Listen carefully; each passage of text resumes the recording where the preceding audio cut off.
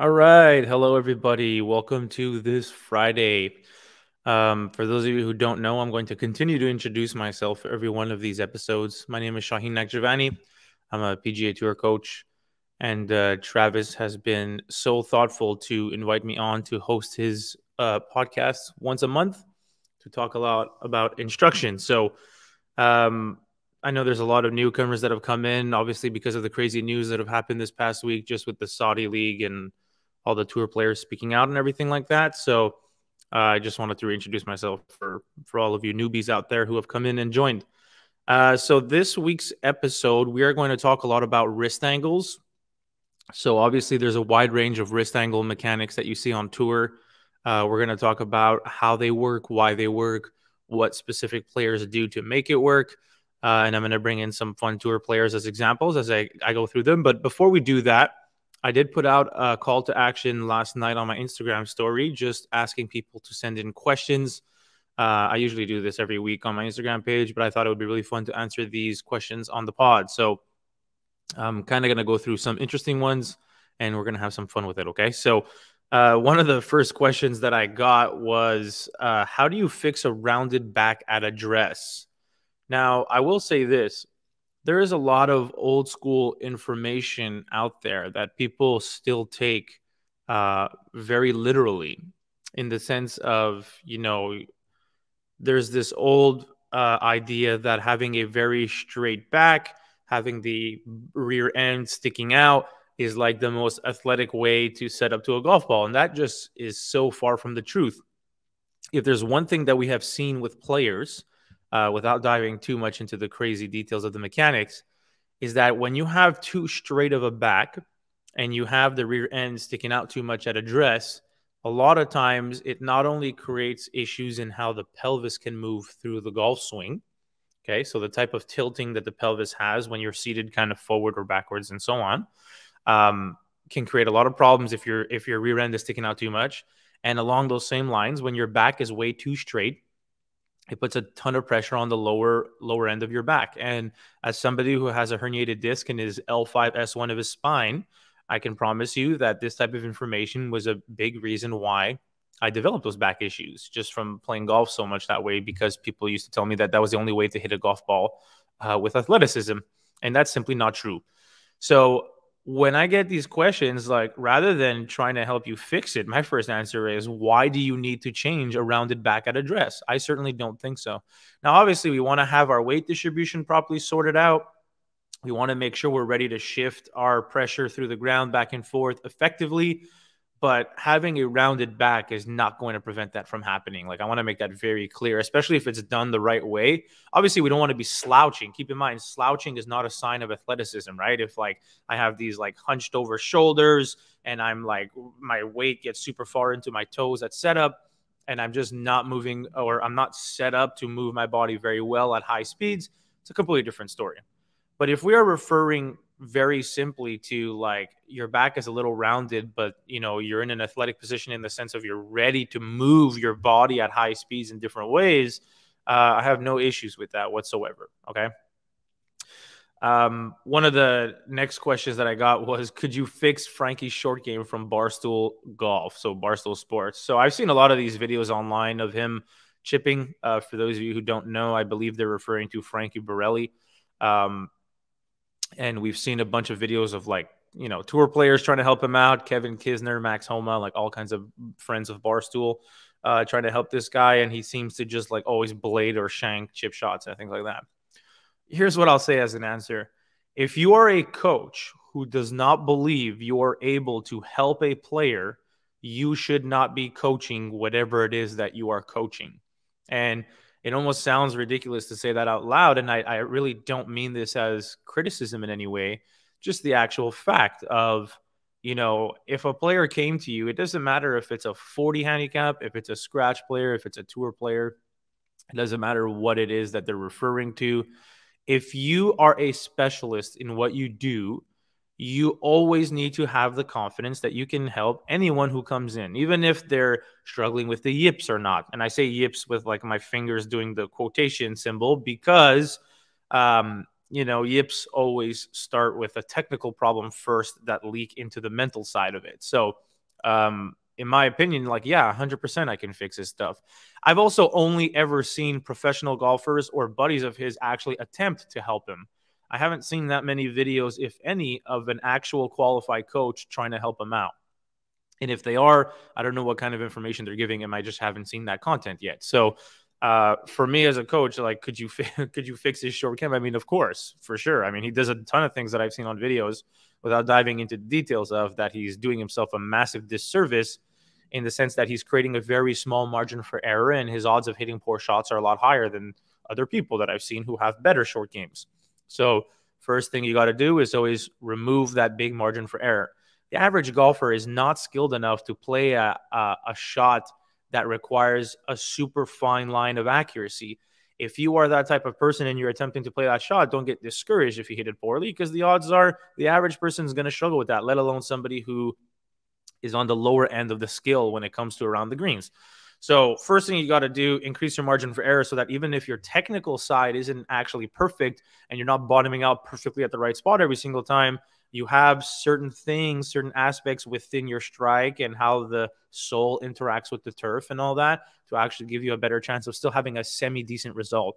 Meaning, even if you don't hit a perfect shot, you're getting it on the green somewhere 10, 15, 20 feet away, as opposed to blading it across the green or duffing it right in front of you and it never gets on the green and so on. Okay. So those are my thoughts on that specific question. What is the best way to become an established teaching pro? So this is a great question because there's obviously a lot of different ways in which you can go about it. And I've been very vocal about the fact that the PGA program is not the only way to do it. I am not a PGA member. I never have pretended to become a PGA member. And I've been very vocal about the fact that I'm not one. I actually played soccer, so European football, when I was younger. And I used to play for my city of Montreal. I played for the province of Quebec, and I was a highly touted player. At least I thought I was very skilled at the time. And then I dealt with a lot of injuries that didn't prevent me from going forward. And at the end of the day, I don't think I was ever good enough, to be honest, to make it on like a national or professional side. And so what ended up happening was I took an affection to golf. I mean, my father used to play when I was a kid, so I used to go with him. I was never really a good player. I mean, there's an article somewhere out there that I've actually said the first time I ever even broke 100, I believe I was maybe 18 or 19 or something like that. Like, I was not some crazy athletic high school kid who played golf. And so what I did was I found a job at a golf course where I would help them with their junior camps, and I was helping them just doing maintenance around the course. And in exchange, what they would allow me to do is teach a small group of players, even though I didn't have any crazy certifications. At the bare minimum, if I gave them 10 or 15 hours for free in the pro shop every week. And like many other people, that's how I started. And this is obviously like, 8, 9, 10, 11 years ago at this point. It's a long time ago. But that's how I got my start. And what happened was, over that period, they used to request that you used to have certifications or a paper of some sort. So they want to see your credentials. And obviously, the PGA program is very expensive, and I didn't believe it was necessary for me to become a coach at some point. I didn't have aspirations to become a coach of tour players. I mean, at the time, I just wanted to teach the game of golf. And so I went out and got something called the CGTF, which is literally a weekend course, part of the Canadian Golf Teaching Federation, which basically tells you that you know the basics and you have gone through their 2-3 day weekend course to give you enough insight to teaching a beginner. And that's really what it was. It's not a high-end coaching model or anything like that. It is very strictly just to give you the basics so that when you put yourself in front of a player, that you don't like freak out and have no idea where to go with it. It just gave you some small foundations to deal with. And obviously at the same time, similar to the PGA, but not as rigorous, you need to play up to a certain level and there's a playing exam. So I went through that process. And when I went through that about, again, like 10 years ago or something like that, then I started teaching with that document so that if ever anybody asks, like, hey, so what are your credentials? Well, I'm a part of the Canadian Golf Teaching Federation or whatever. So I started that way, and then I built my way up from those junior camps into teaching more consistently on the driving range. And then it started to get really busy. Then it got to 40, 50, 60 hours a week. And then down the road, I said, why don't I start promoting myself on social media? Because I live in a city, and I think this was one of the best things for me. Like, I'm kind of lucky where I live in a city where golf is not the most popular sport. But on top of that, I live in a city where you can only really play golf for 5 to 7 months out of the year, depending on how the seasons kind of fluctuate. Obviously, there's ebbs and flows to when it first starts snowing versus when the snow melts. Somewhere between 5 and 7 months out of the year is when I get to teach. So I told myself, well, there's no way I can sustain a living only teaching for half the year unless I want to find a secondary job. I did have one at the time. I decided to drop it because I said I want to put all my eggs in one basket, because I truly believe if you want to be successful at something, you have to give it 100%. And for me to actually, be successful in this, I couldn't have a second job. I just couldn't be taking time away every week and distracting my mind with other things, even if it was bringing me some extra income. And so I decided I'm going to put all my eggs in golf. And the only way for me to be successful is I have to find other ways to make a source of revenue within golf without actually teaching in person, because that wasn't necessarily something that was an option. The reality is in Montreal, here where I live, I would say 75% of golfers, probably maybe even closer to 80% of golfers, put their clubs away in the garage and they collect dust and they don't see them until the spring. Or what we've learned every year is that right around like mid-January to early February, everyone starts freaking out because their game is in shambles, because they haven't hit a ball for 4 months, because they put their clubs away, let's say in November. And then they contact me freaking out that they want to start taking lessons again. And obviously they try to get themselves ready for when the season actually opens up, which is usually around mid to late May in Montreal. And then you can play from May all the way through October, November. So you have those like 6 months. And so I told myself I need to make an extra source of revenue. I cannot rely on students in Montreal to do that because most of them put the clubs away. So my best option in that situation was to start promoting myself on social media more so that I can become more successful, maybe helping other people elsewhere.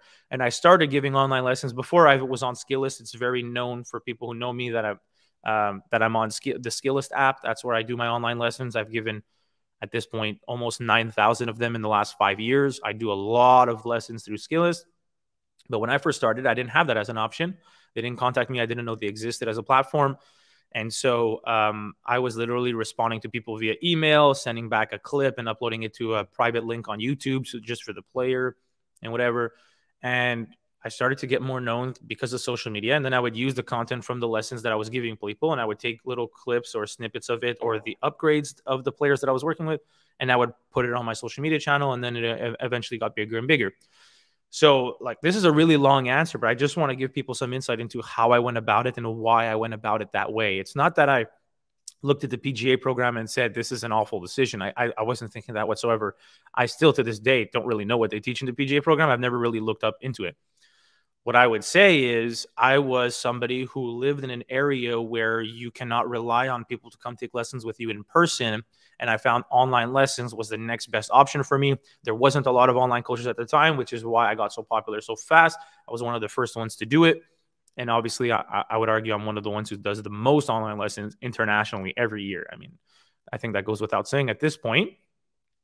And so best way to become an established teaching pro is to promote yourself on the internet, to be honest. Even if you're not somebody who has the credentials yet, or you haven't gone through some crazy program, it does not matter. I have tons of friends who teach tour players, some of which teach professional golfers who are in the top 10 of the world ranking, close friends of mine, who are not PGA members. Being a PGA member is good, and I'm sure it has its benefits. And certainly for networking reasons, I think it's very advantageous to have it. It's not the only way to be successful. And if you're somebody who lives in an area like me where golf is not the priority, or people put their clubs away or don't take it serious, start offering online lessons. But in order for you to get the clients for online lessons, start promoting yourself on the internet. Start by talking about things that you are very comfortable with on the internet. I always tell these coaches that I'm mentoring that, don't post a topic that you're not going to be able to defend if somebody comes at you with a bunch of follow-up questions. Start by posting the topics that you are much more confident in from A to Z. And if people come back with some sort of question or debate, or they're trying to troll you or whatever the case may be, you have the ability to actually answer their questions with confidence. And confidence and communication is a massive part of this business. If you are saying a lot of what ifs and ands or buts, and you don't sound very positive, and there's a lot of like this, maybe, like, well, you're not going to sound very confident. People are not going to take you seriously. So becoming a good coach means becoming a good communicator and understanding the information. If you do those two things really well and you start promoting yourself on the internet, then there's no reason you can't be successful no matter what credentials you have. And I truly believe that. We hired a new coach at my academy here in Montreal, and this person has no credentials of any kind. He's just somebody who was a student of mine, who took an affection to the golf swing, learned a lot about the mechanics, and we have spoken back and forth at length about swing mechanics. And I truly believe he's better than most coaches. Now, granted, he doesn't have the communication skills yet. He's on the younger side, and obviously, as somebody who's on the younger side, he doesn't necessarily have that skill set fully done yet. But at the same time, he's going to get that with experience working with beginners where the information is more valuable. With beginners, it's all about the information. When it comes to better players, the communication back and forth is super important. When it's with beginners, you're repeating yourself a lot. Obviously, there's a lot of really big macro issues that players typically deal with, the open face, the steeper shaft pattern, and all of that. In situations like that, the communication isn't necessarily the main priority. It's just getting the right information to the player to get better. And I'm not saying that communication is not important in that situation. I'm saying it's not the number one priority. When you're dealing with better players, things are happening on a more micro scale. The communication becomes super important to make sure that they're working on the right things, okay? So I hope that answers your question. So I can go on forever about these Q&As. I mean, I have like another 20, 30, 40 questions here written down. But in reality, we wanted to do this episode to talk about wrist angles. So I hope that gives some people some insight into how I became a coach and maybe a different alternative or a different way to think about becoming a coach yourself. Okay. So let's talk wrist angles. There are two, obviously, movements you can have within the golf swing. You can have the lead wrist working towards extension. Okay. So just to even break this down even further, whenever we refer to the lead wrist, we are referring to the wrist on the lead side of our body. Right-handed golfers rotate to your left because we are rotating towards our left side in the downswing. The left side is leading our body through the ball. And therefore, our lead wrist would be the wrist angle on the lead side. That's our left hand for right-handed golfers, the one that's wearing the glove.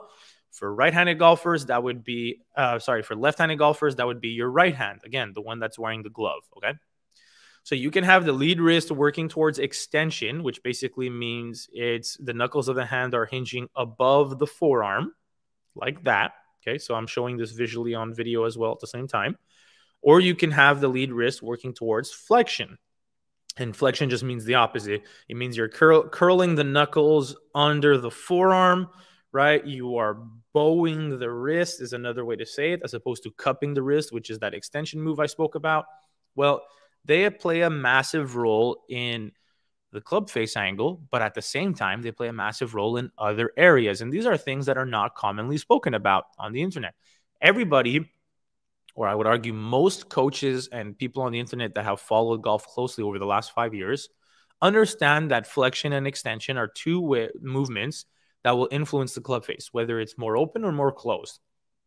So the more you work the wrist towards extension, which means the knuckles of the hand are hinging above the forearm, the more you are going to open the face. The more you work this wrist towards flexion, meaning you're going to curl the knuckles of the hand under the forearm, the more you're going to close the club face.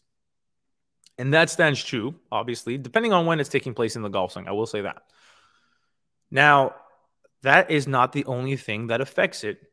The type of grip you have is not only going to also influence the club face, it's also going to influence how you are able to bend your wrists in certain ways. Because when we grip the club, what people don't realize, it's not just about like a comfort thing, right? Everybody knows like, okay, stronger grip means club face is going to be more closed. Weaker grip means club face is going to be more open. Sure. But at the same time, you're presetting the wrist in a very different position when you are dealing with a more closed club face versus a more open one, or rather a stronger grip versus a weaker one, which will directly affect the club face. So what kind of examples do we have on tour of golfers who do this? And then I'll even relate this later on to the shaft movement, because people always look at the club face. And like I started this whole conversation, it's really easy for us to talk just about the club face and how it relates to the wrist angles. But the wrist angles will also play a massive role in the shaft movement. So let's look at a couple of different examples of players on tour. The one that I would prefer to see for a lot of golfers is the Sung J Im pattern. And I'm not talking about the shaft movement here. Keep in mind, when I'm mentioning tour players, I'm specifically relating this right now to wrist angles, okay? This is the number one thing. So isolate the wrist angles and how they move when I mention these tour players, if you're going to go on YouTube afterwards and search to see like what we're talking about. Sung J Im is somebody who, when he takes the club back, has a lot of extension on his lead wrist, right? He's got a relatively neutral grip, if I'm not mistaken. He has a lot of extension on the lead wrist. The face angle gets very open up near the top of the backswing. So the toe side of the club head hangs down towards the ground a lot, which means at the top of the backswing, which means that the face angle is looking open. And then when he transitions, his lead wrist goes from a lot of extension and it works into flexion as he's working into the downswing. Now, why do I like this pattern for a lot of golfers? Well, two reasons. Number one, because his wrist is working into a direction that is going to strengthen the club face. I believe this is very important. The average golfer slices the golf ball. This is just the reality of it. Well, what is going to influence a slice? A shaft angle that's coming down too steep or too over the top, the modern day look of it, right? And they combine that with a club face angle that gets very open. Well, when you have the lead wrist working from a more cupped position at the top of the swing to a more flexed position in transition, you are guaranteeing that the club face is closing as you're starting down, because you're working the wrist into a direction where the face angle is getting more and more shut as it's working towards flexion, right? And so this is a good thing because it's going to guarantee that the face angle is not going to be open. And the second thing, which if we want to relate this to the shaft movement right away, what you'll see with a lot of golfers is when this lead wrist moves from a more cuffed position to one that is more bowed into the downswing, they are applying a certain force to the handle of the club when they bow the wrist. And that force that they apply to the club helps them shallow the club out. So as the average golfer slices the ball, having the lead wrist work into flexion in the downswing has two benefits, not one. It has the first benefit of getting the club face into a stronger position in the downswing, right? Versus the golfer who keeps the wrist cupped the whole time and keeps it steeper. So the club face gets more closed, but also, right? And I might be mixing my words here because there's a lot of technical stuff involved, so I apologize. But also, when this lead wrist works into flexion, the shaft gets flatter. So shaft angle gets into a better spot. They're not as over the top anymore, and the club face gets more closed. There's two benefits to doing that movement in transition. The specific important element here is that the golfer is doing it in transition, right? Why do I say this? Because everybody loves to obsess about the takeaway and the backswing, right? And I do believe they're very important. I make backswing changes to players all the time. But if you are going to be someone who really flexes or bows that wrist out in the backswing because you've seen the whole John Rahm, Colin Morikawa, DJ vibe going on, and we're going to talk about those players too. Well, if you are somebody who's going to really bow the wrist in the backswing, sometimes you do it so much, it creates so much pressure on the tendon in the inside of the forearm that golfers naturally are going to want to alleviate that pressure. What happens when we want to alleviate that pressure? Well, if I over bow the wrist in the backswing and it's too hard to retain it, now my wrist is actually going to work into extension in the downswing, meaning the direction that the wrist angle is going now is actually towards a more cupped position, which is opening the club face and is bringing the club on a steeper plane. And now it's not going to guarantee that the club plane is going to be steep because there's a lot of things that influence the angle of the shaft and the downswing. The wrist angles are simply one of them. But when you have a lot of flexion at the top, you better retain that flexion coming down. If you're somebody who gets into a ton of flexion at the top of the swing and then you lose it and you lose that pressure and the wrist works towards more of a cupped position, your face angle is going to open. And in most cases, I'll say, the shaft angle is going to suffer from it as well. That is not ideal. So I'm okay with golfers bowing the wrist in the backswing. Like, keep in mind, I'm not saying not to do it. My point is, if you are going to do it, don't lose it in the transition to the downswing. That's very, very important, because if you're going to be one of those players who's going to overdo something on the way back, this crazy bowed look, because you've seen all those golfers that I mentioned, but then you lose it coming down, which is something they don't do. They don't lose it coming down, right? Most of them. Well, if you lose it, you're going to suffer. If you get the wrist into a bow spot at the top and you keep it there coming down, that's fine. That's not a problem. So let's look into some examples relating around the flexion in the backswing first. So who's the golfer that does it poorly? And when I say poorly, I don't mean they hit bad shots. I mean they're a terrible example to copy as a model for the average golfer. That would be Will Zalatoris. Will Zalatoris is one of the best golfers on the planet. If there's anything he's proven in the last year or two, is that he deserves to be exactly where he is in the world rankings, because he's an elite ball striker. But Will Zalatoris is an outlier. And why is he an outlier? Because he does things with his wrist mechanics that the average golfer simply will never have the skill to repeat on a daily basis. Keep in mind, not only is Will's skill on a level that's far beyond anything the average person can imagine when it comes to the golf swing, but Will Zalatoris also plays a lot of golf, hits a lot of balls, right? He's around the sport. He's constantly working on mechanics. And when I say working on mechanics, I just mean like he's constantly hitting golf balls. Hitting golf balls is a form of working on mechanics. You're giving yourself that repetition to be comfortable with it, right? You're increasing your skill in that situation. If you are somebody who is going to work the wrist into flexion like Will, and if you look at Will by left arm parallel in the backswing, his wrist is a lot flatter. And then as he gets near the top and he transitions, his wrist works into extension on his glove hand.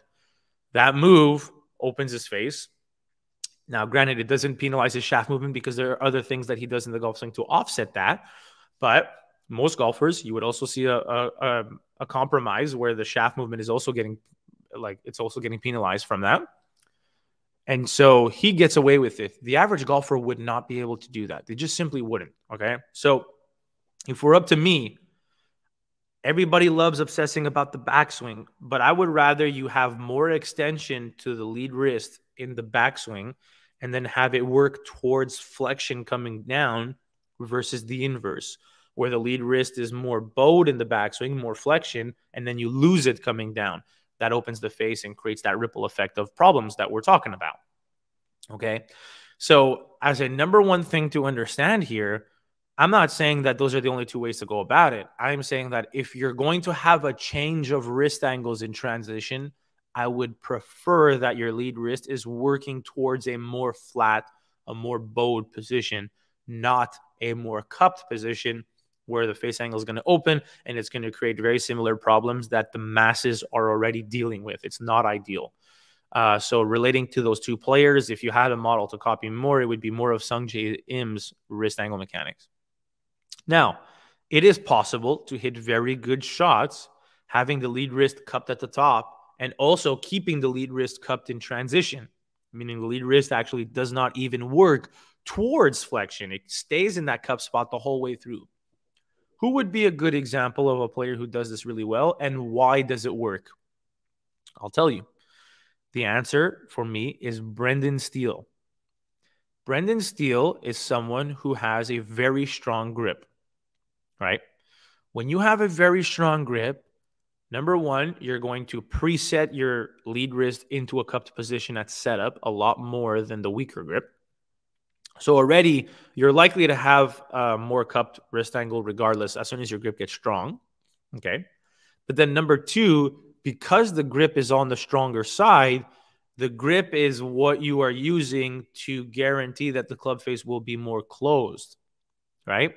So you're not relying on wrist angle mechanics to close your club face anymore. Your grip is doing that for you.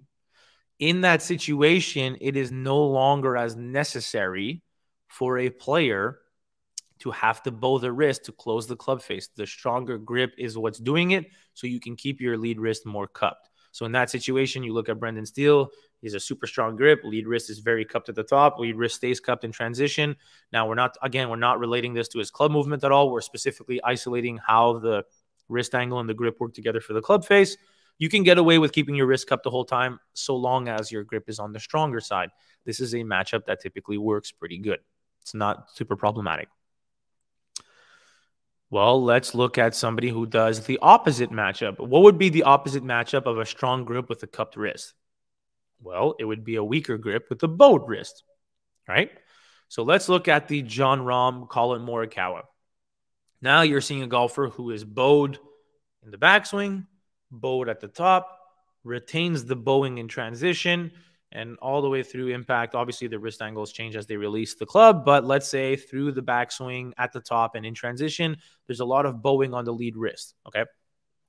Why does that work for that player?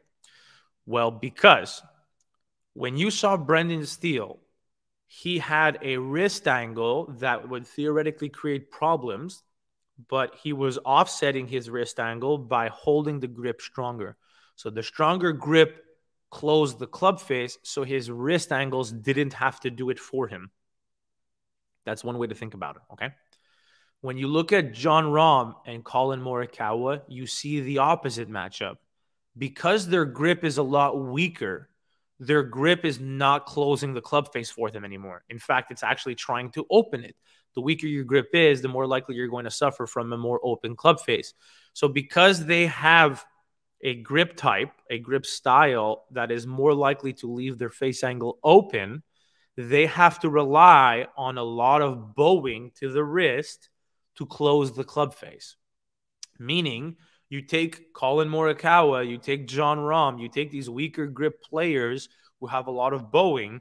If you were to get rid of some of the flexion they had to their lead wrist, every single shot they would hit would likely go 100 yards right of their target as right-handed golfers. It would be massive blocks. But they have the wrist angle mechanics to support the grip type. Just like Brendan Steele did. Brendan Steele's matchup was very different. He had the stronger grip that was supporting his club face, so his wrist angles didn't need to do it for him. Collin Morikawa and Jon Rahm don't have the grip type to support the club face, so they need the wrist angles to do it. This is the fun definition of matchups, is finding a combination of two variables in the golf swing and seeing how they work together. There's a lot of ways to go about it. For me, as somebody who typically deals with a lot of good and bad players, there's a lot of bad players out there who can't make solid contact on the ball or can't get the ball going towards their target because they suffer from these massive slices. Those massive slices are a lot of times, or I would argue the majority of the time, because of poor face control. Poor face control means a poor combination between the wrist angle mechanics and the grip type. This is one way to look at it. Okay. So I hope these make sense. These are very different types of matchups that work, but I just want you to kind of think about them that way as opposed to thinking, oh, bowed wrists are always good, extended wrists are always bad. Well, no, that is certainly not the case. It will fully depend on other areas, like the grip type is one major one. Now, let's look at the ultimate neutral position, and then we're going to start talking about some funky examples. The ultimate neutral position, it would be like a Tiger Woods. If you ever look at Tiger's golf swing, and specifically his wrist angle mechanics and his grip type, Tiger is somebody who, for the most part, has a relatively neutral grip. Okay, so Tiger doesn't have the strongest grip. Tiger certainly doesn't have the weakest grip. He's kind of somewhere in the middle. Well, if you are somebody who has a grip type that's not on the stronger side or on the weaker side, you do not have a grip type that is trying to open or close your club face, meaning you do not need to have a wrist type that opens or closes your club face.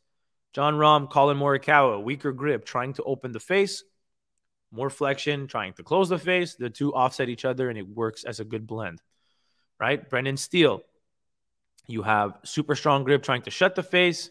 You have extended wrist trying to open the face. The two offset each other. Again, it works. A very different type of matchup. When you look at Tiger, his grip type isn't trying to open or close the club face. Therefore, by default, any amount of flexion on his wrist would shut the face. Any amount of extension on his wrist would open the face. So what does Tiger need to keep the face angle square? And keep in mind, it doesn't mean you need to have a perfectly square club face to play good golf. This is how I'm trying to give you guys just a mental image of it, okay?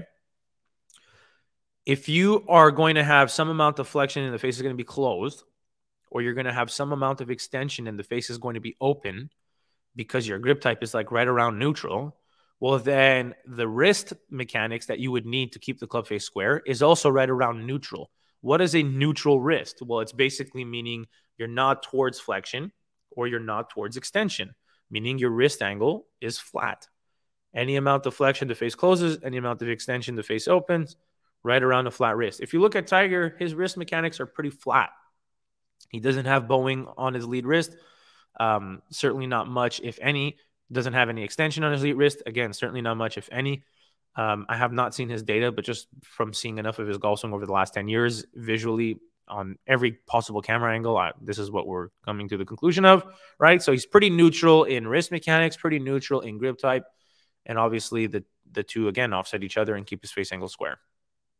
And that's like the ultimate neutral position. I know a lot of people strive for that. It's really not that necessary, though. So what would be the funky option? And I'll leave you just with one of them, because we can talk about this wrist angle mechanics for hours, but I certainly also don't want to overwhelm people with swing thoughts when they're going out to the range, because I know that many of you will take all of this information and just kind of run with it and try all kinds of different things out. Well, one example would be a guy like DJ. Everybody relates DJ's golf swing to the fact that his lead wrist is super bowed, and it is.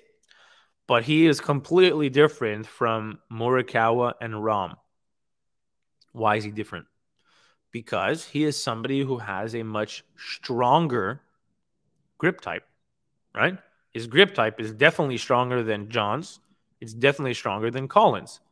So what happens when you have one element of your golf swing, which is the grip type, which is trying to close the club face because it's on the stronger side, and you have a second element of your golf swing, which is the wrist flexion, which is also trying to close the club face?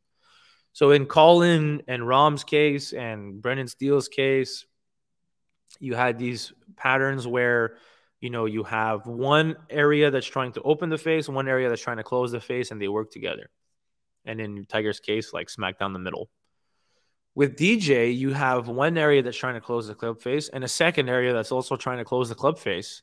It's like saying a golfer who would have had a weak grip with a lot of lead wrist extension.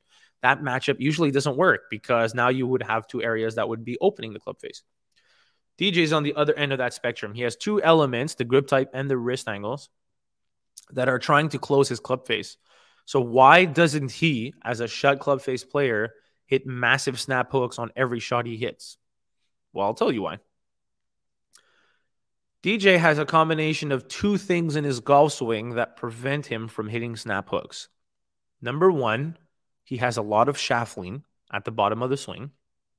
Why does that change anything? Because the more shaft lean you deliver, all else equal, right? All else equal, the more you lean the handle forward and deliver shaft lean, the more you are opening the club face at the bottom of the swing. So if I just stand there with a square club face and I lean the handle forward, as this handle of this club leans forward, the face angle opens. Okay. And so in order for a player to have a lot of shaft lean and not hit massive blocks, they need to have the club face somewhat shut first. You take a guy like DJ, the face angle is closed. You lean the handle forward. Now the face angle looks square. See that? This is the visual I'm trying to give people, right? That's just kind of the mental image I want you to think about. So one of the massive elements of DJ's golf swing that helps him and prevents him from hitting these massive snap hooks is the amount of shaft lean he has at the bottom. Now, to follow up on that, the only reason he can even afford to be doing that is because he's got a ton of speed. Keep in mind, shaft lean creates more compression, it de-lofts the face, and it lowers the spin rate. Okay, that's what compression is. If you are somebody who's swinging very slow through the ball and you're not getting enough loft on the ball, that ball is going to die out of the sky. If you have a lot of speed, having a lot of speed increases the spin rate, which kicks the ball up in the air and keeps it in the air. So DJ gets away with that pattern of that strong grip and that bowed wrist and that shaft lean because of the amount of speed he has. That combination works fine. If you took DJ's entire golf swing and you literally kept the same amount of shaft lean at the bottom, but you cut his speed in half, his balls would die out of the sky. They would never go anywhere. It would be really hard for him to play good golf. So this is the reason why he's such a skilled player, is he can get away with that pattern. Now, keep in mind, too much shaft lean at some point is also no good, and DJ is not on the extreme of that, but he does have we'll call it enough shaft lean to support the pattern. Okay. So it's not like DJ's out there delivering 20 degrees of shaft lean at the bottom. I don't want people to have some crazy, unrealistic idea of it, but he has enough shaft lean at the bottom to make it work. Okay. So I hope that makes sense. Now, what else does DJ do in his golf swing to prevent him from hitting snap hooks? Well, his forearms. And we're not going to get into this on this conversation. I wanted to talk about forearms on our next instructional call because I think it would be a great conversation to lead into. But the way in which we change our forearm mechanics, both in the backswing and in the downswing, not only influence the shaft movement in a lot of ways. Obviously, you think of forearms, the first thing people associate it to is rolling the forearms open in the takeaway. Club head gets way inside and behind the body. Well, that's not the only way to think about forearms. Forearms also influences the face angle.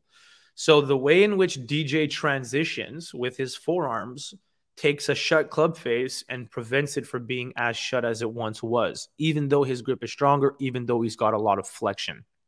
I want to make that very clear. Okay, so for a guy like DJ, it's not as simple as bow your wrist, grip it strong, and then just swing and you're going to hit it straight. I mean, that is certainly not the case. He's got a lot of rotation of his body, so the hands don't flip over too fast. The rotation helps him get a lot of shaft lean at the bottom, which helps him not turn the club face over too fast. He's got a lot of speed to support the amount of shaft lean he has at the bottom. And then on top of that, he's got some forearm rotation in transition that helps him shallow the club, but also helps prevent that face angle from being as shut as it looked at the top of the swing. It's a very big combination of variables that makes his swing work. So for me, what I always suggest for people is try to keep the club face close to square. It doesn't mean it needs to be square. I would prefer it for the masses to have a club face be more shut as opposed to more open, just because the average golfer tends to slice the ball and we're trying to get better face angle conditions. So if I had a choice for the everyday golfer, try to work the face angle more towards a shut position as opposed to more towards an open position. When it comes to tour players and better players, in general, it's a very different conversation. It's more micro changes you're making with them so that they don't necessarily need to rely on having the face angle be super shut to hit good shots. The everyday golfer who doesn't have time to practice and all that, try to get the club face in a stronger spot. Put it that way. Okay. So think about wrist angle mechanics. Think about the grip. Think about how they work together. And if you had a choice, take Sanjay Im's pattern of wrist mechanics over Will Zalatoris. Lead wrist more cupped at the top, but then working into flexion in transition, as opposed to lead wrist more bowed at the top and working towards a cupped position in the downswing. That's usually no good. That's a big no-no for the everyday golfer. Okay. And if you're looking at wrist angle matchups, look at Brendan Steele for one extreme, look at John Rahm for the other extreme. They're both equally viable, but for very different reasons, okay? So I hope this conversation helps just get people thinking about the golf swing and relating it to some tour players, as specifically as it relates to wrist angle mechanics. And the next call, we're going to jump into some fun forearm rotation talk because I'll provide some really cool examples of players on tour and how they use their forearms to their advantage. Okay. I hope everybody has a great weekend. And if you have any questions, you can always hit me up on my Instagram channel. You can kind of see it here at the bottom. If you're watching the video, it's Shauheen Golf, SHKEEN Golf, Shauheen Golf. Okay. Shauheen is just my nickname that was given to me years ago, and I just kind of kept it. And yeah, happy to answer any questions that everybody has. All right. So get grinding, and I hope you guys all lower your handicaps.